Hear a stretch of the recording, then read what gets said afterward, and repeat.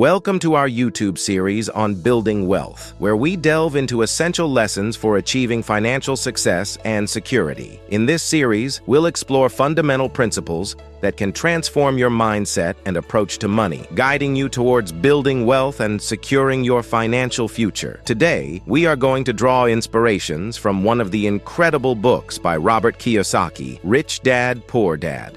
Let's get started. Building wealth is, at its very core, extraordinarily simple. Wealth is simply the difference between income and expenses over time. While this is an extremely simple formula, it holds the key to becoming rich on a low income. What it shows is that there are three variables that matter. It does not matter whether you have a low income or a high income. The same three variables apply. To get rich on a low income, you simply have to do a better job of managing these factors. To get rich, you either need to increase your earnings, decrease your expenses, or build your wealth over a longer period of time. Each of these variables is extremely important if you want to get rich. Your wealth will grow even faster if you use these strategies together. Of course, if you're trying to learn how to get rich on a low income, I don't want to waste your time telling you that you need to earn a higher income. Obviously, that will help, but it's not the only factor that matters. It's possible to get rich even on a low income.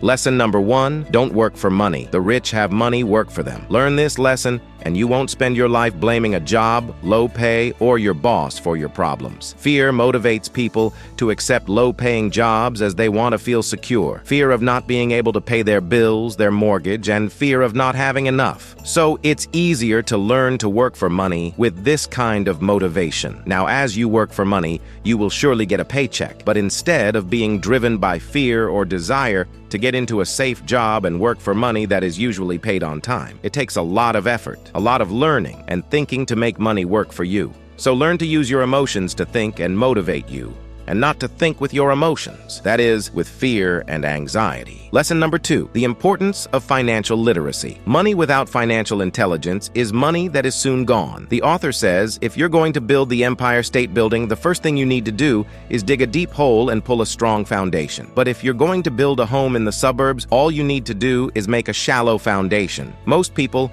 in their drive to get rich, are trying to build an Empire State Building on a shallow foundation, so their foundation is totally unstable. The first rule to financial literacy is you must know the difference between an asset and a liability and buy assets. An asset puts money in your pocket. A liability takes money out of your pocket. The rich acquire assets, and the poor and middle class acquire liabilities. If you want to be rich, simply spend your life buying assets. If you want to be poor or middle class, spend your life buying liabilities. I know you do not want to be on this side. Remember, it's not how much money you make, it's how much money you keep. Lesson number 3, mind your own business. The rich focus on their asset columns, while everyone else focuses on their income statements. To become financially secure, a person needs to mind their own business. Now, this is your business. Your business revolves around your asset column, not your income column. Additional income will only help a person become financially secure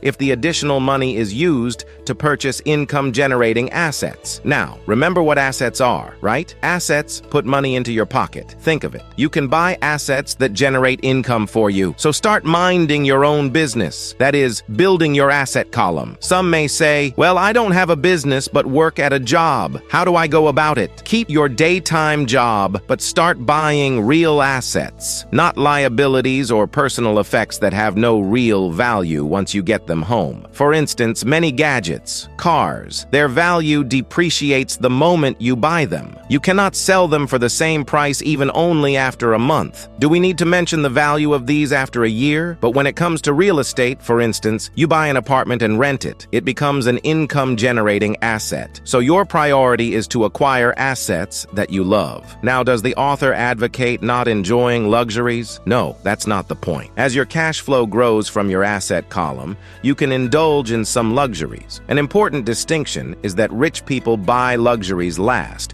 while the poor and middle class tend to buy luxuries first. By the way, no one has to start a business unless they really want to. The meaning of mind your own business is to build and keep your asset column strong. Lesson number 4. The rich invent money. The rich take the lemons that life hands them and turn them into millions. That's financial intelligence for you. You see with your mind what others miss with their eyes. Often in the real world, it's not the smart who get ahead, but the bold. Your financial genius requires both technical knowledge as well as courage. If fear is too strong, the genius is suppressed. The people who get out of the rat race the quickest are the people who have financial knowledge and have creative financial minds. Rich people are often creative and take calculated risks. The single most powerful asset we all have is our mind. If it is trained well, it can create enormous wealth. Lesson number 5. Work to learn, don't work for money. Seek work for what you will learn from the job rather than how much you will earn from it. Are workers looking into the future or just until the next paycheck, never questioning where they are headed? When your intent is to learn to work, it means you are planning and preparing to make use of it for yourself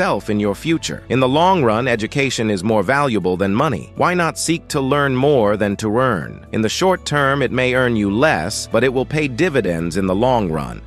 You want to know a little bit about a lot. The author points out the following management skills as necessary for success: management of cash flow, management of systems, and management of people. The other most important skills, of course, to learn are sales and marketing. Lesson number 6. Overcoming obstacles. 5 obstacles. Why financially literate people may still not develop abundant assets that could produce a large cash flow are fear, cynicism, laziness, bad habits, and arrogance. Building wealth might not be easy, but it is simple. If you're trying to get rich on a low income, you need to increase your earnings, decrease your expenses, and build wealth for a longer period of time. There's no magic to it, and if you ever hear something too good to be true, it probably is. Yet, there are still some incredible opportunities here. It has never been easier to get rich, even on a low income. Even a library cataloger can amass millions of dollars. So I hope these lessons from Robert Kiyosaki and myself have helped you. If you have any other questions, leave a comment below, and I will try my best to answer it. I'm always happy to help. Remember to like and share with your friends.